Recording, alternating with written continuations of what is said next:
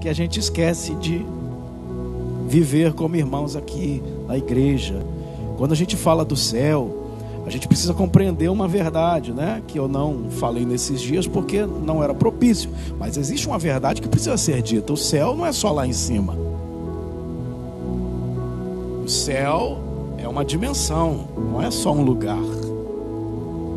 Quando a gente começa a entender a mensagem de Cristo, a mensagem do Evangelho, a gente compreende que é possível viver o céu na terra, que é possível desfrutar das bênçãos de Deus aqui como igreja. Tem textos de Jesus Cristo que você só compreende depois que esta revelação lhe vem à tona. Por exemplo, ele estava conversando com Nicodemos no capítulo 3, e ele disse assim: Nicodemos, ninguém subiu ao céu senão aquele que do céu desceu, o Filho do homem que está no céu. Aparentemente não dá para entender nada. Ele está na terra, está falando que foi no céu, depois ele fala que está na terra, depois ele fala que está no céu. De novo, o Filho do homem que está no céu. Mas ele estava na terra, conversando com Nicodemos, mas disse que estava no céu. E quando ele conversa com os discípulos, no capítulo 14 de João, ele diz: ninguém vem ao Pai, senão por mim. Talvez a gente ache que ele conjugou o verbo errado, né? Deveria dizer ninguém vai, né? Mas ele disse ninguém vem. Porque o céu, irmãos, não é só um lugar. O céu é um estado. O céu é uma dimensão. Quer ver só? Quando você lê a Bíblia lá em Hebreus capítulo 12, no versículo 22, o texto diz assim: mas tende chegado a Sião, a cidade do Deus vivo, a Jerusalém celestial. O texto não diz você vai chegar a Sião, você vai chegar no céu, você vai chegar na Nova Jerusalém. Não, o texto está dizendo, você já chegou. Nós podemos desfrutar as bênçãos do céu aqui na terra, se vivermos como igreja do Deus vivo, coluna e firmeza da verdade. Amém?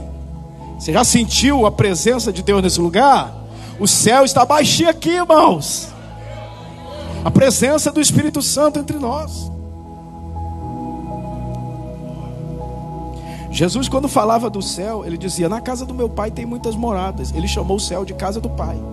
Mas quando ele purificou o templo, ele disse: vocês fizeram da casa do meu pai um covil de ladrões. Porque o templo também é a casa do pai. A casa do pai é muito grande, tem muitas salas, muitos quartos. O reino de Deus não é só lá em cima. Jesus disse que o reino de Deus é chegado a vós. Amém? Ele nos fez reis e sacerdotes para reinar sobre a terra. E isso não é só escatológico no milênio. A igreja tem poder e autoridade do nome de Jesus para plantar a bandeira do Evangelho e vivermos o melhor de Deus nessa terra. Quantos creem nesta palavra? Agora é bem verdade, a gente precisa aprender, né? A gente está aprendendo. Quando você abre o capítulo 15 de Lucas, você encontra 3 parábolas. A parábola da ovelha perdida, a parábola da dracma perdida e a parábola do filho perdido. Na verdade isso é um erro, né? A minha Bíblia diz, a epígrafe diz, a parábola dos 2 filhos perdidos. Porque essa é a verdade. Então, quando a gente vê a parábola da ovelha, a perda de 1%, né? 99 estavam seguras, uma se perdeu. Depois a dracma, a perda de 10%, né? De 10 perdeu uma, 10%. E dos filhos aqui, né? 50%, digamos, tinha 2, perdeu 1, perdeu metade.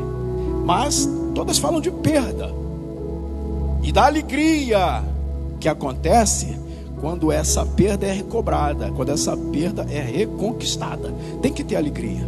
Você viu o texto que a gente leu? Festa.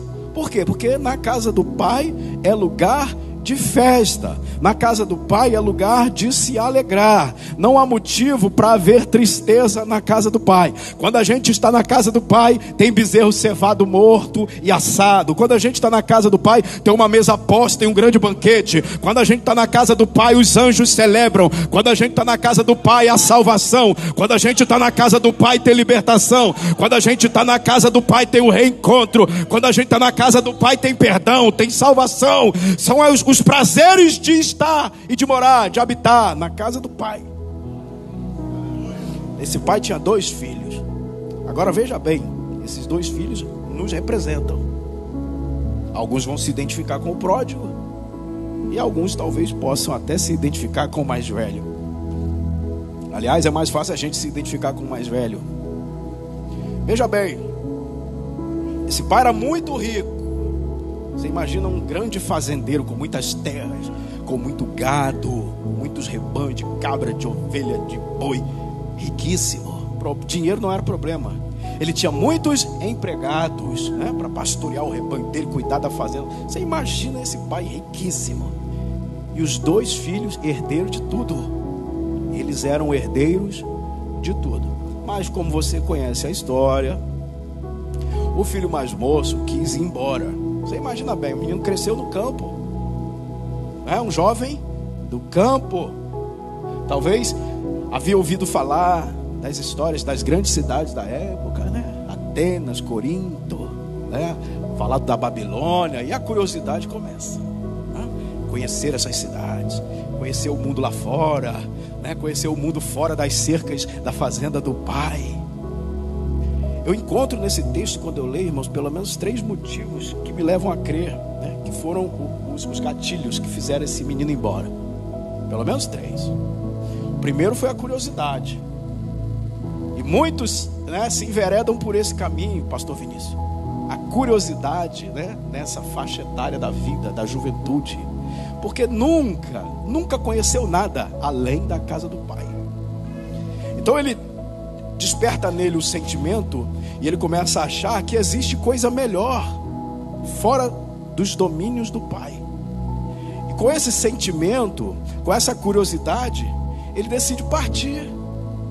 Então essa curiosidade é perigosa, por quê? Porque ela é mentirosa, ela não é real. Porque não existe nada lá fora que seja melhor e mais recompensador do que as riquezas que existem dentro da casa do pai. Aleluia! Eu tenho certeza, irmãos, que esse menino, por mais que ele tivesse crescido ali, ele ainda não conhecia toda a extensão da propriedade de seu pai. Ele não conhecia. Ele quer conhecer lá fora, mas nem conhece o lado de dentro ainda. Vocês estão entendendo? Os nossos jovens são assim. Eles querem ir lá fora conhecer. Ele não conhece nem a casa do pai dele ainda. Ele não tem a relação com o pai dele de maturidade e intimidade que deveria ter. A relação que o pai deseja que ele tenha. Ele não conhece sobre o reino de Deus. Ele não conhece sobre o chamado, sobre o ministério, sobre a vocação, sobre o poder de Deus, sobre a unção. Ele não experimentou nada disso, mas quer experimentar coisas lá fora. É por isso que alguns querem ir para lá, porque eles ainda não conhecem os domínios da casa do pai, as bênçãos que existem, os privilégios de ser filho desse pai. No dia que eles experimentarem batismo com o Espírito Santo, unção de Deus, poder, chamado, entenderem a intimidade com o pai, conhecer os domínios do céu, conhecer os 4 cantos do reino de Deus, a palavra de Deus, conhecer o Gênesis e até o Apocalipse, eles nunca vão pensar em sair da presença do pai. Deixa eu te dizer uma coisa: tem muita coisa boa na casa do pai, tem muita coisa rica na casa do pai. Nada é melhor do que a casa do pai.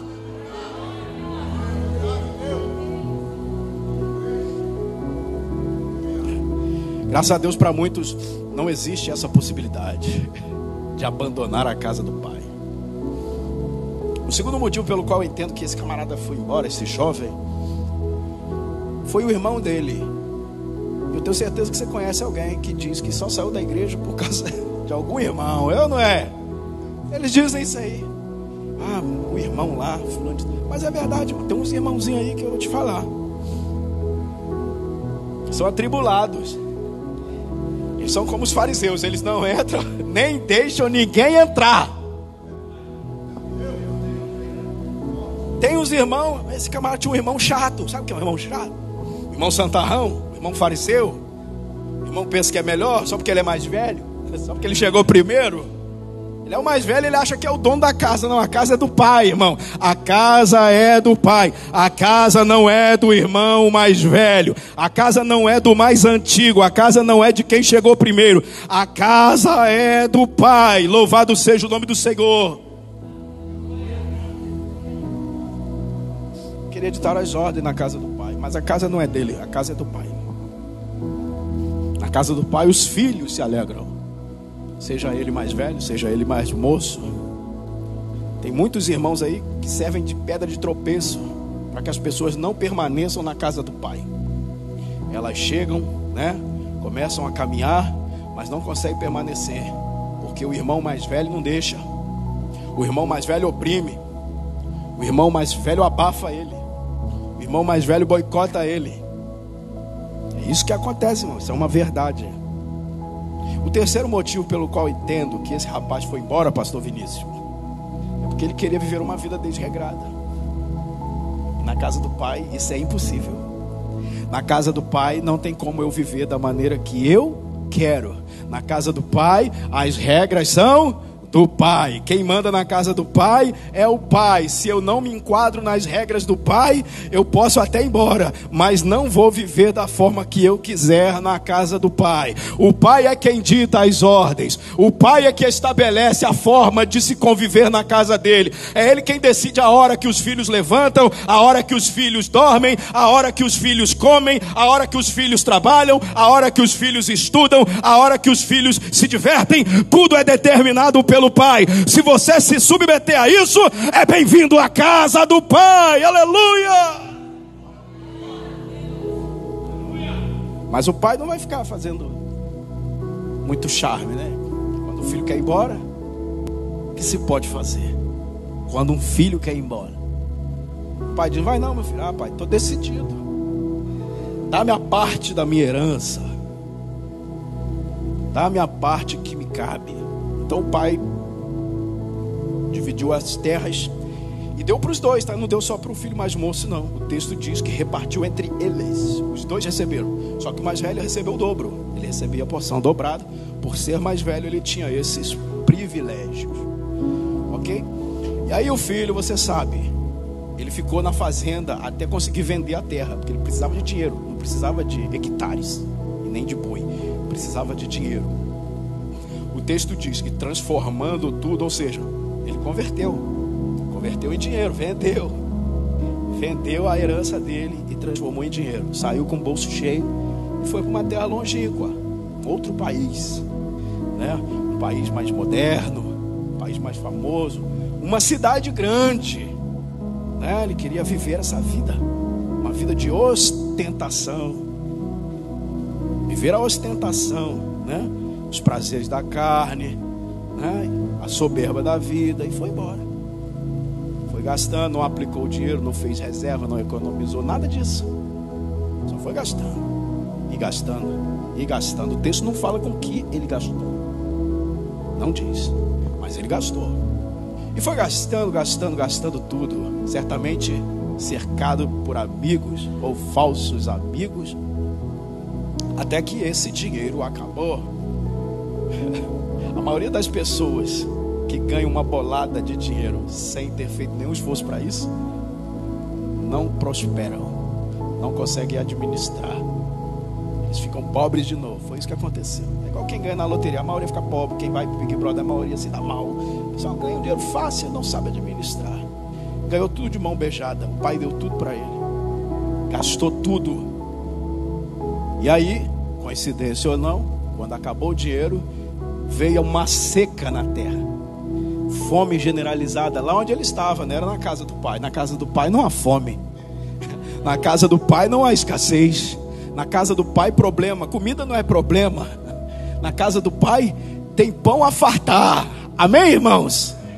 Você pode passar dificuldade em qualquer área da tua vida, mas quando você entra na casa do pai, os problemas vão embora. Quantos sentem isso nessa noite? Nós estamos alegres, felizes, nos regozijando aqui dessa noite. Um sentimento de alegria, irmãos, de prazer, de estar aqui. Você podia estar em qualquer lugar, irmãos, mas estar aqui é impagável. Não tem preço, é bom demais. Davi disse que um dia na casa do pai é melhor do que 1000 em qualquer outro lugar. Não existe nenhum lugar melhor do que a casa do pai. Acabou o dinheiro, veio a fome. Olha só, irmãos, como é a vida, hein? Pela primeira vez durante toda a sua história, durante toda a vida desse rapaz, que era uma vida curta, jovem ainda, ele passou necessidade. Ele nem sabia o que era necessidade. Ele passou privação. O pai dele era rico, rico, riquíssimo. Mas ele decidiu andar sozinho. Ele decidiu seguir sua própria vida. Então ele começa a passar privação, necessidade, como ele nunca tinha passado necessidade antes, ele não sabe como reagir. Ele não sabe o que fazer, ele está meio perdido, desorientado. Porque quando o homem sai da presença de Deus, irmãos, ele fica desnorteado. Ele perde a orientação, perde a direção, perde o foco, perde a razão e faz loucuras. E assim ele foi fazer a pior coisa que um judeu podia fazer: trabalhar com porcos. O Talmud judaico, só para você ter uma ideia, o Talmud é uma literatura judaica paralela à Bíblia, né? O Talmud judaico diz assim: maldito o homem que cria porcos. Para você ter uma ideia, eles abominam porcos, criação de porcos. Por isso que Jesus, na parábola, coloca essa situação para mostrar o nível de degradação em que se envolveu esse rapaz. Ele viu um campo, uma fazenda, não era a fazenda do pai dele, era uma outra fazenda. O homem também tinha muito dinheiro, mas o dinheiro dele era através da criação de porcos. E ele foi até o dono da fazenda e disse: tem vaga aí para trabalhar na sua fazenda?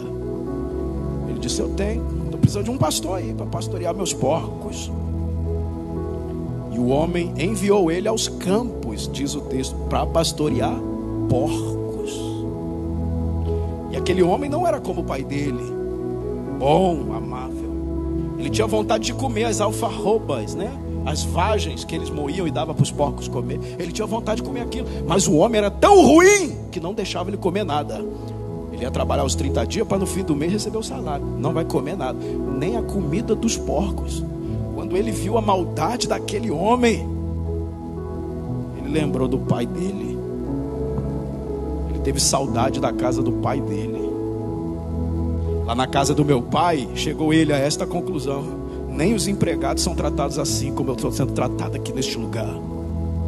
Na casa de meu pai, os servos têm pão a fartar, os empregados, e eu aqui padecendo essa necessidade. O pródigo disse uma frase, irmãos, que muda o quadro de qualquer pessoa. Se você se encontra numa situação complicada, não necessariamente como a dele, mas numa situação complicada, se você colocar no teu coração e disser para Deus o que esse jovem diz, ou melhor, para você mesmo primeiro, a tua vida muda.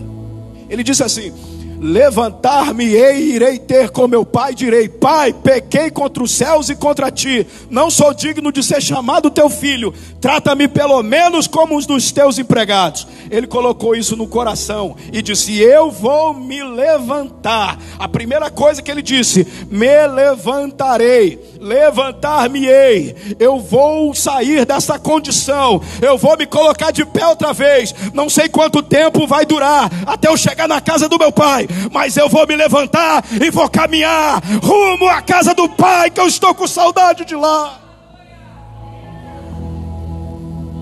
Irmão, não dá para ficar muito tempo longe da casa do pai. Ele disse: eu vou me levantar, com vergonha. Por quê? Ele queria ser tratado como um escravo. E os escravos, quando fugiam, os servos, quando eles voltavam, eles eram recebidos com chibatadas, com açoites. E ele já sabia. O Filemão, por exemplo, o Onésimo fugiu de Filemão e foi encontrar Paulo lá em Roma. E ele deveria voltar e receber as chibatadas de um escravo fugitivo. Aí Paulo disse: você não vai receber ele mais como um escravo, e sim como um irmão em Cristo. Ele sabia, ele queria voltar como um escravo porque estava envergonhado. Mas se ele fosse recebido como um escravo, os açoites o aguardavam. Então ele faz um esbocinho, papel, anota tudo que vai falar, mais ou menos assim: pai, eu pequei contra o céu, eu pequei contra o Senhor, eu não sou digno de ser chamado teu filho, trata-me pelo menos como os teus empregados, que o Senhor trata bem seus empregados. Escreveu, anotou, decorou e vai embora. O que aconteceu quando esse rapaz foi embora? Não sei quantos anos se passou, mas foi um tempo suficiente para esse bezerro engordar, crescer. Quando ele foi embora, o pai chamou os servos da casa e disse: separem um novilho, um bezerrinho. Eles foram lá no pasto, no curral, tiraram de lá um filhote de boi, um bezerro, e deixaram ele num cercadinho sozinho. E aquele bezerrinho foi sendo tratado com todo carinho, comendo do bom e do melhor, ração da boa, e eles foram só engordando o bichinho. O pai criou uma rotina quando o filho foi embora. Primeiro, engordar o bezerro. O pai tinha um propósito: quando meu filho voltar, vai ter festa. Quando meu filho voltar, eu vou dar um banquete. Quando meu filho voltar, a mesa vai estar pronta. Ele sabia que o filho ia voltar mais cedo ou mais tarde. Então a primeira rotina que ele criou, alimentar o bezerro. A segunda rotina que ele criou, ir até a varanda da sua fazenda e ficar olhando no horizonte. Todo dia pela manhã ele fazia isso. Ele ia na varanda da sua casa e olhava a estrada lá no horizonte para ver se alguém vinha. Ficava algumas horas ali esperando e nada. O filho não vinha, mas ele continuava alimentando o bezerro e ele continuava observando no horizonte. Em contrapartida, no ato em que o pai separou o bezerro, uma outra coisa começou a acontecer na casa do pai. O filho mais velho começou a trabalhar mais. Quando o menino foi embora e o bezerro foi separado, o filho mais velho começou a trabalhar mais. Ele começou a acordar mais cedo e dormir mais tarde, fazendo hora extra e tudo, trabalhando igual um maluco. Vivia no campo, mas nunca estava na mesa com o pai. Só no campo trabalhando, mas nunca na mesa com o pai. Você conhece algum irmãozinho assim? Que sai por aí dizendo que está na obra, que está no campo, mas você não vê ele aqui celebrando, você não vê ele junto à mesa, você não vê ele na hora da adoração, porque ele só quer a obra e o campo, mas não quer a mesa do pai. Começou a trabalhar, foi para o campo, trabalhava. E ele olhava para o bezerro ficando gordo. Ele começou a conjecturar com ele mesmo: papai vai me dar esse bezerro, eu vou matar esse bezerro e vou fazer uma festa com os meus amigos. Porque ele não se alegrava com o pai, ele queria celebrar com os amigos dele. Quem disse isso foi ele mesmo. Enfim, ele foi trabalhando e criando uma expectativa, trabalhando esperando uma recompensa, trabalhando esperando ser recompensado, trabalhando porque queria ser recompensado pelo pai. Mas o pai em momento nenhum falou para ele que aquele bezerro era dele. Enfim, o jovem vem vindo para a casa do pai, e o pai, como ia todo dia na varanda, nesse dia ele viu um vulto lá no horizonte. Um jovem maltrapilho, cabeludo, barbudo, todo largado, com as roupas rasgadas, descalço, as roupas sujas, fedendo a porco,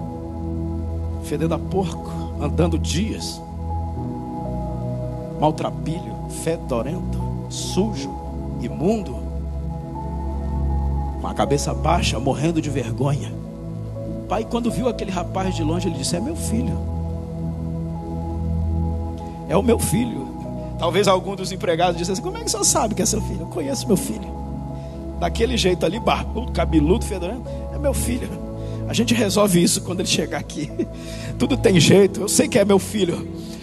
O filho veio caminhando, a Bíblia diz que o pai saiu correndo. Enquanto o filho vinha andando cansado, o pai saiu correndo para encontrar o filho. Você sabe o que é isso, irmãos? No dia que o ser humano, que o homem, que o filho que foi embora decidir dar um passo em direção a Deus, o pai vai correr ao encontro dele para mudar a sorte dele, para mudar a história dele. Veja bem,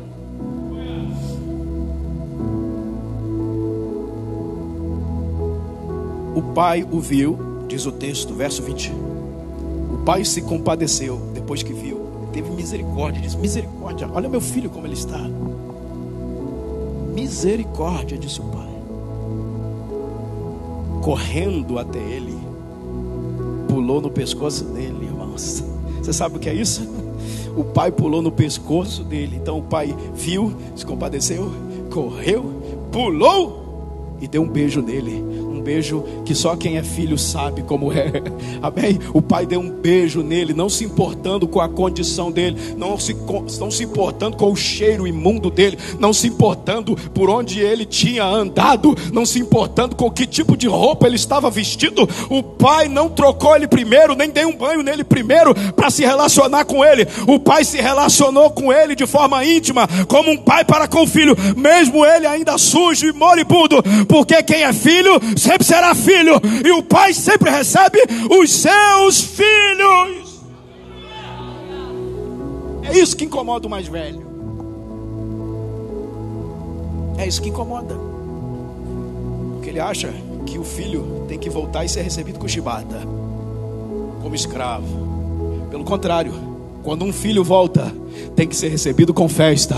Quantos creem nisso? Hoje é noite de festa. Tem filhos na casa do pai nessa noite? Tem que ser recebido com festa. O pai dá um beijo nele. Imagina os maus cheiros, irmãos. Misericórdia. Aí ele lembrou da mensagem que ele ia falar, decorou, né? Ele disse: papai, pequei contra os céus e contra ti, não sou digno de ser chamado seu filho. Quando ele ia dizer assim: trata-me, quando ele ia dizer, porque ele não disse, o pai disse: fica quietinho, filho, não fala mais nada não, eu sei o que você quer, mas você é filho. Quem é filho é herdeiro, herdeiro de Deus, co-herdeiro em Cristo. Quando ele diz trata-me, o pai gritou primeiro: ei, traga a melhor roupa para o meu filho, aleluia, arranquem-lhe as vestes sujas e tragam vestes novas para este meu filho, aleluia. Você lê essa palavra veste no grego que foi escrito, esse texto está escrito assim: estola. Estola significa roupa de príncipe, roupa de sacerdote. Você é rei e sacerdote ou não é? Aleluia. Você é rei e sacerdote de Deus nessa terra. Por baixo dessa sua vestimenta aí tem uma roupa de gala que Jesus Cristo te deu. Louvado seja o nome do Senhor. Traga a melhor roupa, roupa nova.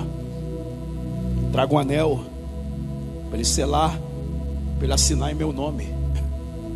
Vai voltar a carimbar documentos no meu nome, a me representar nessa casa. Anel de selar.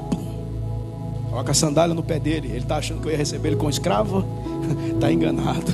Aleluia, irmão. Deus nos surpreende. Louvado seja o nome do Senhor. Muitos não voltam para a casa do pai porque ensinaram para ele que o pai vai recebê-lo com chibata. Ensinaram para ele que o pai, quando recebê-lo de volta, vai colocá-lo de castigo e em disciplina. Muito pelo contrário, quando um filho volta para casa, o pai mata o bezerro cevado.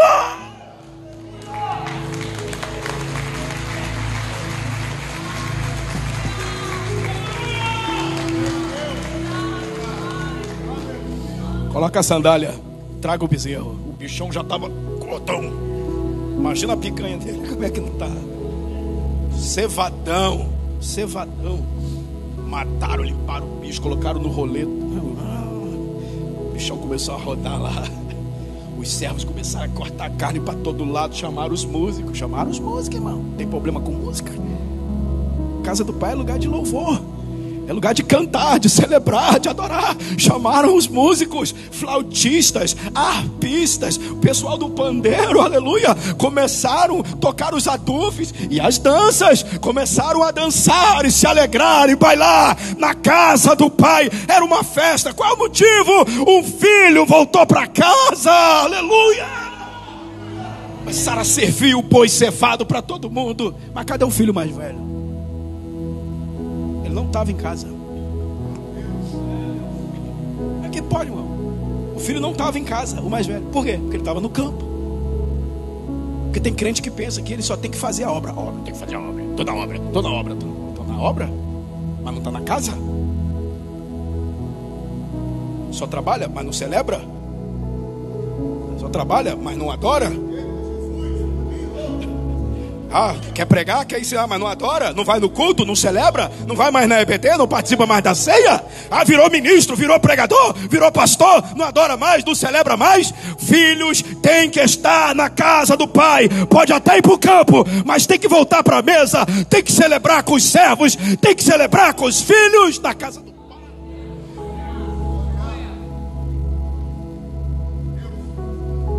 Estava trabalhando igual um maluco. Tem gente que se envolve tanto na obra, irmãos, que esquece do dono dela. Esquece do dono da obra. Esquece do pai e da casa dele. Vou ali fazer uma missão para Deus. Nunca volta. ele estava voltando já, a festa já no meio, né? A festa estava pegando fogo, irmão. Uma festa santa.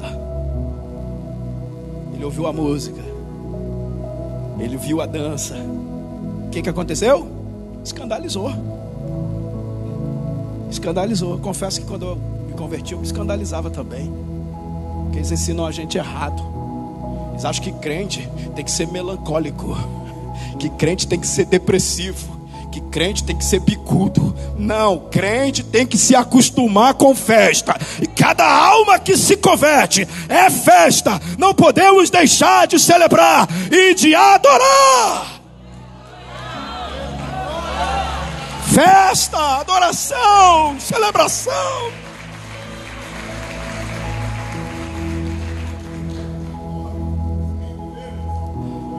Mas ele é o mais velho, ele é hipócrita, ele é fariseu. Ele está escandalizado. O que está acontecendo aí? Perguntou para um dos servos. Ele não entrou, irmão. Ficou na porta, lá do lado de fora da fazenda. Não entrou. O que está acontecendo aí? Aí o servo disse assim: você não está sabendo? Não estou sabendo. O que está pegando? Teu irmão voltou. Para quê? Disse que o irmão dele voltou. Meu irmão voltou. O que mais está acontecendo? Seu pai matou o bezerro. Aí ele ficou irado, diz o texto. Ele se irou. Estou falando sério aqui, ó. E ele se irou, porque o pai dele matou o bezerro. Versículo 28. Ele se irou e não quis entrar.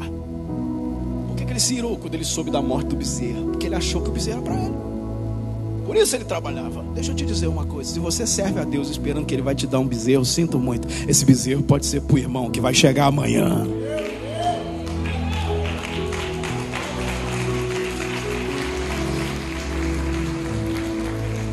Tem gente esperando coisa de Deus que ele nunca prometeu.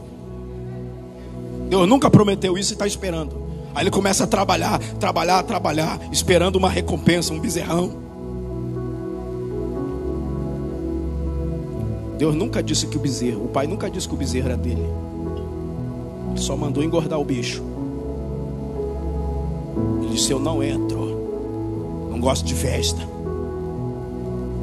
Irou-se, diz o texto, não quis entrar. Então o empregado foi chamar o pai dele. Foge da minha alçada, vou chamar o pai dele. O pai dele resolve isso aí. Vai lá, chamou o senhor dele: ó, seu filho aí, mais velho, quer entrar? Não. Aí o filho diz: filho, o pai diz: filho, verso 28, rogava ali, né? Filho, entra. Filho, entra. Filho, festeje. Filho, celebre. Filho, se alegre. Filho, participe. Filho, vem para a mesa.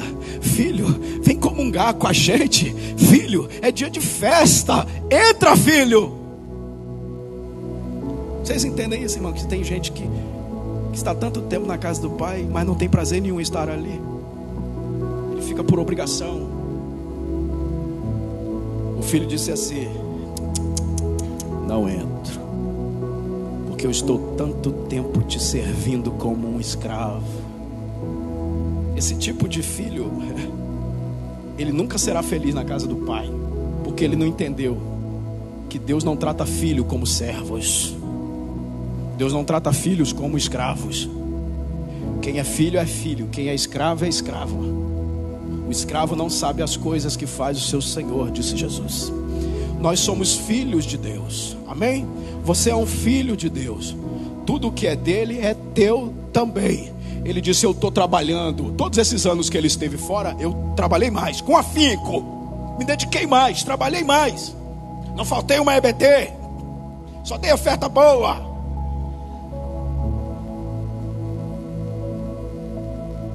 Mas o Senhor nunca matou um cabritinho para mim, para eu fazer um churrasco com os meus amigos. Ó, com quem que ele quer se alegrar? Com os amigos. Ele está na casa do pai, mas o sonho dele é fazer o que o irmão mais novo dele fez: ir embora para o mundão, dançar com os amigos dele, fazer churrasco com os amigos dele, se divertir com os colegas da faculdade. Mas ele não tem coragem. Ele não tem essa ousadia. Ele só tem o desejo, né? Um desejo encoberto, um desejo oculto. Ele fica ali dentro do armário, doido para ir embora, mas ele não tem coragem de ir. Mas o desejo dele é ir festejar com os amigos. Ele não tem prazer nenhum em entrar e comer com o pai dele. O Senhor não me deu nenhum cabritinho para eu festejar com os meus amigos. Mas esse teu filho aí, ó, nem chama de irmão, hein? Teu filho, irmão dele, hein? Esse teu filho, havendo devorado a tua fazenda com as prostitutas. Olha só, irmão, que esse camarada é um abençoado, esse irmão mais velho. Onde é que está no texto que o menino foi no prostíbulo? Onde é que está no texto dizendo que esse moço gastou o dinheiro dele com prostituta? Onde tem isso? Não existe. Da onde esse cara tirou isso? Será que ele seguia o irmão dele, né, no Instagram? Ficava vigiando o irmão dele? Claro que não. Da onde ele tirou isso?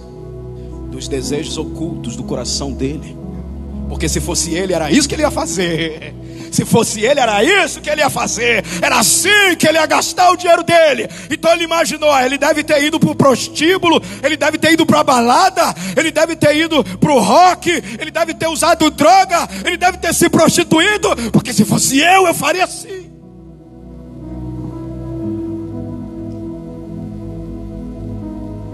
Então nunca diga que essa parábola é do filho perdido, porque esse mais velho está mais perdido que o mais novo, que o mais novo.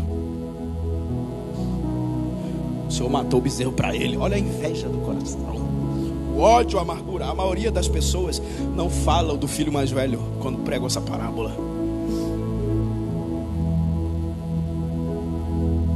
Vindo esse teu filho, depois de ter gastado tudo com as prostitutas, olha como ele fala: matou o bezerro cevado. Ó, o Senhor matou o bezerro para ele. Você imagina, irmão? Eu acho que esse filho mais velho era que alimentava o bezerro. Eu acho que era ele, irmão. Porque ele falou: é para mim, vou engordar. Dava mais comida achando que era para ele. Vai matar para mim, vou caprichar. Mas Deus não é bobo, né? Vai aí cuidando dele. É pro teu irmão, seu bobão. É pro teu irmão. E é coisa mais natural, irmão. Um irmão serviu o outro irmão. Quando Deus disse assim em Êxodo 25, presta atenção nisso aqui que eu vou encerrar. Deus disse assim em Êxodo capítulo 25, versículo 8: Moisés, faça para mim um tabernáculo, para que eu possa habitar no meio do meu povo. Faça conforme o modelo que eu vou te mostrar no monte. Versículo 9. E Deus levou Moisés no monte. Chegou lá no monte, ele abriu o tabernáculo celestial e disse: Moisés, dá uma olhada, desenha aí, faz conforme o modelo que eu te mostro. Aí Moisés foi desenhando, rascunhando. Ele disse: chama Bezalel, que ele vai construir tudo para você. Chamou Bezalel, faz tudo, faz o tabernáculo, beleza. Terminou de fazer, manda o povo trazer oferta. Agora vamos consagrar o tabernáculo. Consagra o tabernáculo, consagra a tenda, consagra as mobílias, consagra o altar do holocausto, consagra tudo. E Moisés, acha que é para ele. Aí quando estava tudo consagrado, Deus disse: agora chama o Arão, teu irmão, e consagra ele para o serviço no tabernáculo. Você acha que Moisés reclamou? Não. Ele disse: amém. A glória na vida do meu irmão é glória na minha vida também. A vitória do meu irmão é a minha vitória também.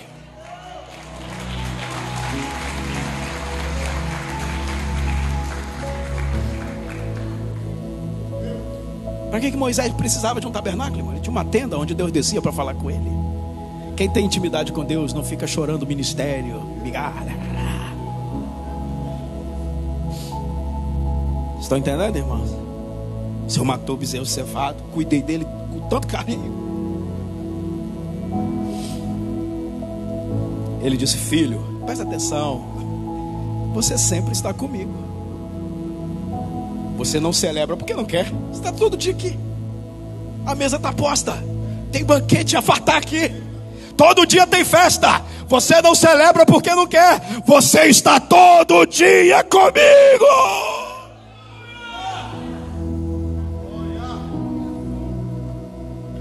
Não perca uma oportunidade na casa do Pai. Não fique um dia longe da casa do Pai. Se você está na casa do Pai, não fique sem participar da mesa, do banquete, da festa, da celebração.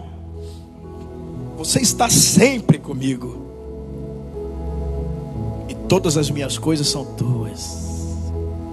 Ou seja, esse bezerro não é só para o teu irmão, é para você também. Se você entrar, você come dele também.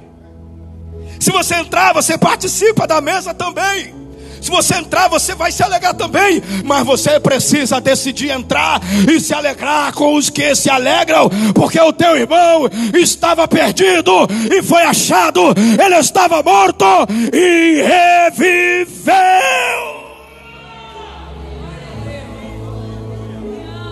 Coloca-te de pé nessa noite. É noite de festa, nós estamos na casa do Pai. Tem um bezerrão cevado morto aqui, irmão. Se não quiser comer, não precisa. Se não quiser participar, não participa. Mas o banquete está preparado, a festa está pronta. Eu creio em filhos retornando hoje para a casa do Pai. Aleluia! Eu creio em filhos se alegrando com isso nessa noite. Eu creio numa noite de grande festa, porque a festa no céu, quando um pecador se arrepende. Aleluia. Você sabe quem são aqueles servos na casa do Pai? Aquele monte de servos. São os anjos. Os anjos. O escritor aos Hebreus diz que os anjos são espíritos ministradores a favor daqueles que vão herdar salvação. Eu não sei, eu não estou vendo, presta atenção, não estou vendo, mas eu creio, aqui está tomado, este ambiente está tomado por anjos, seres poderosos, enviados para servir a igreja. Vamos adorar a Deus nessa noite? Pastor Vinícius, toca o barco. Vamos adorar a Deus?